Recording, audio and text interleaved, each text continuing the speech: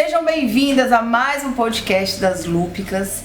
Eu sou a Lorena Sena, sou fisioterapeuta, tenho lúpus e eu sou a Liz Helena, nutricionista, também diagnosticada com lúpus desde 2013.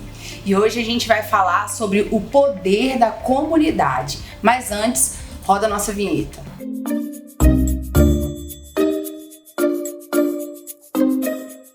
Doutora Liz, hoje a gente vai falar sobre o poder da comunidade, o poder de uma comunidade. E a gente sabe que existem diversas comunidades, né? Ao longo do tempo, a gente vê isso, né? Orkut, quem lembra, né? Orkut, hoje em dia Facebook. Muitas pessoas procuram comunidades, lugares para falar sobre coisas que elas têm identificação, né? E eu queria trazer esse tema para nós, lúpicas. Qual seria, na sua visão, o poder, qual a importância? Você acha que é importante uma mulher lúpica participar de uma comunidade? Isso é muito interessante, Lorena, eu acho super importante. Por quê?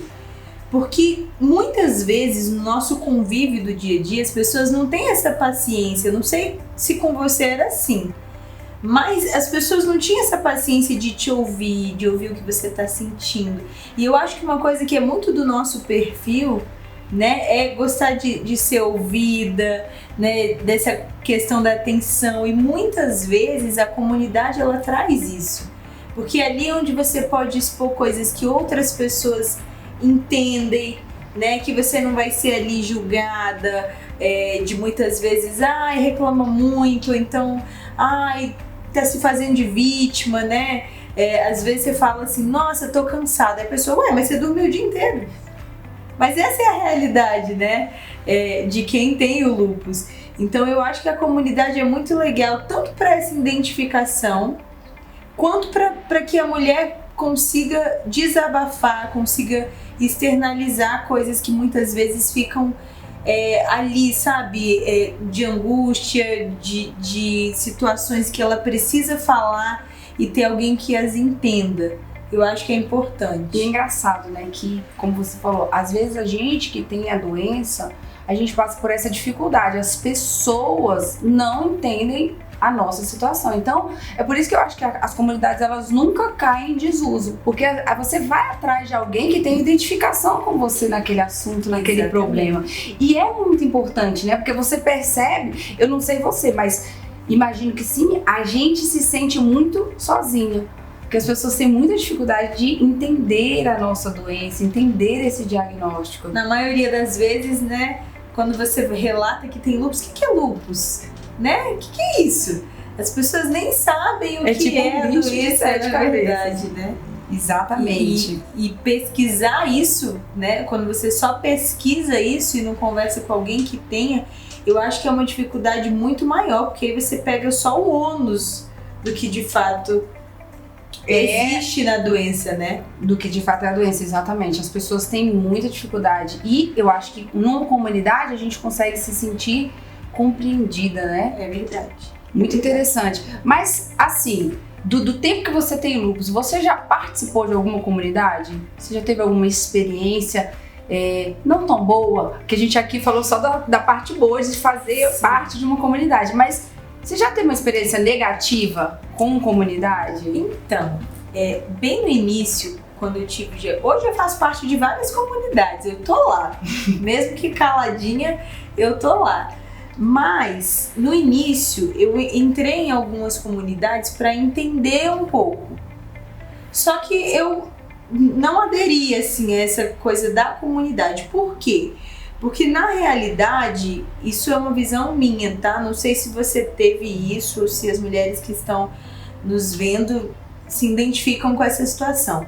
Mas na verdade, ler algumas coisas da comunidade me deixava muito mais ansiosa, muito mais apavorada com o diagnóstico do que de fato me fazia assim, tranquila, sabe?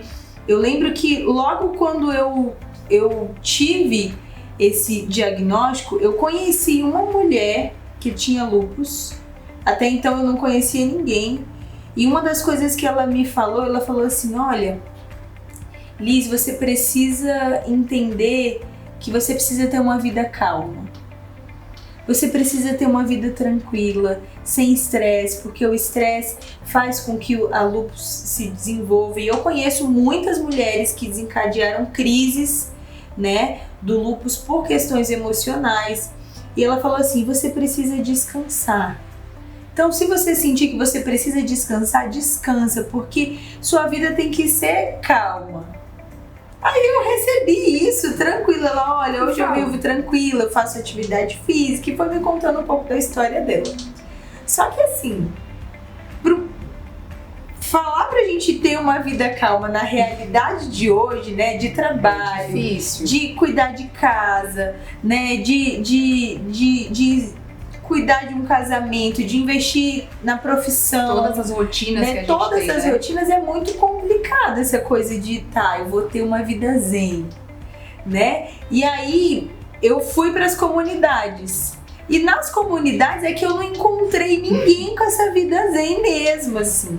Eu lia cada coisa, gente, que eu saía apavorada, de verdade, assim. Fulana teve AVC, ciclano teve um derrame pleural, fulano tá com nefrite lúpica, que eu falava, meu Deus do céu, né, eu vou pirar. Eu tive exatamente essa experiência, porque quando a gente tem esse diagnóstico, a gente fica querendo saber o que pode acontecer, né? Sim, acho que a primeira pergunta que a gente faz é, e aí, o que vai acontecer? Quanto tempo? E você começa a pesquisar. E dentro de algumas comunidades, a gente encontra relatos muito tristes, muito difíceis, evoluções mais severas da doença, então aquilo traz uma certa ansiedade, uma certa perturbação. Então naquela época também, quando eu diagnostiquei, eu fiz isso. Eu decidi que eu não ia olhar, não ia ler, não ia fazer nada disso para não me prejudicar. Mesmo assim, porque eu acho que esse é o grande X da questão da comunidade, né? Ela tem um poder. Por isso que é importante, é isso que eu quero te perguntar, por isso que é importante a gente saber escolher em qual comunidade, em qual ambiente que a gente vai estar. O que de fato as pessoas conseguirem colocar ali, se expressar, né, do que estão sentindo, dos sintomas, de dificuldades que às vezes elas, meu Deus, meu cabelo tá caindo muito, o que eu faço? É como se fosse um pedido de socorro, com literalmente, certeza. Ali, né? Para quem está desabafando, para quem está ali escrevendo, é um alívio, mas muitas vezes para quem está lendo, acaba gerando como se fosse, eu vou falar essa palavra, mas não é bem isso, mas é uma contaminação no sentido de reforçar o seu medo, de reforçar a sua ansiedade, de te ligar a algo que pode não acontecer com você, porque, gente, algo que eu sempre falo, nós temos o mesmo diagnóstico, né? Todas nós temos o mesmo diagnóstico, mas cada uma de nós tem um sintoma específico, tem um elo frágil específico. Então, não necessariamente porque aconteceu com você, vai acontecer com o outro, porque aconteceu comigo, vai acontecer com você. Eu acho que saber diferenciar isso, lendo todas as informações que tem nas comunidades, é muito importante. Senão, daqui a pouco, você fica totalmente hipocondríaca, neurótica, vira uma coisa assim que, meu Deus, e aí você deixa de viver a sua vida em prol daquilo ali, como se você estivesse vivendo a vida e os sintomas de todo mundo ali que você tá lendo. Isso é muito sério, exatamente, né? Eu tinha isso. Eu achava que cada descrição, cada sintoma que eu lia de alguém era uma sentença, que eu ia manifestar aquilo ali em algum momento, até eu entender, como você sempre fala, né, que cada mulher, cada Luca tem a sua lupus. Então, não ia entender, mas eu acho que é muito importante a gente falar isso para as mulheres, porque a gente é influenciado pelos ambientes em que a gente está. E a gente tem esse poder de escolher aonde nós vamos estar. Por isso que é muito importante a gente escolher sim fazer parte, porque também é muito ruim, não sei se você se sentia assim, mas sozinha, né? Então é importante você fazer parte de uma comunidade. Até porque nem sempre você vai ter acesso, né, ao seu reumatologista o tempo inteiro, alguém que entenda do caso. Então conversar com alguém que tenha mais experiência, trocar experiências é muito bacana. Agora eu acho, e eu até quero levantar essa bandeira aqui, que nós, como mulheres lúpicas, nós precisamos ter também essa questão da união. Porque o que eu vejo muito em algumas comunidades é alguém falar assim, nossa, minha perna tá cheia de manchas, olha como é que eu tô. Alguém já teve isso?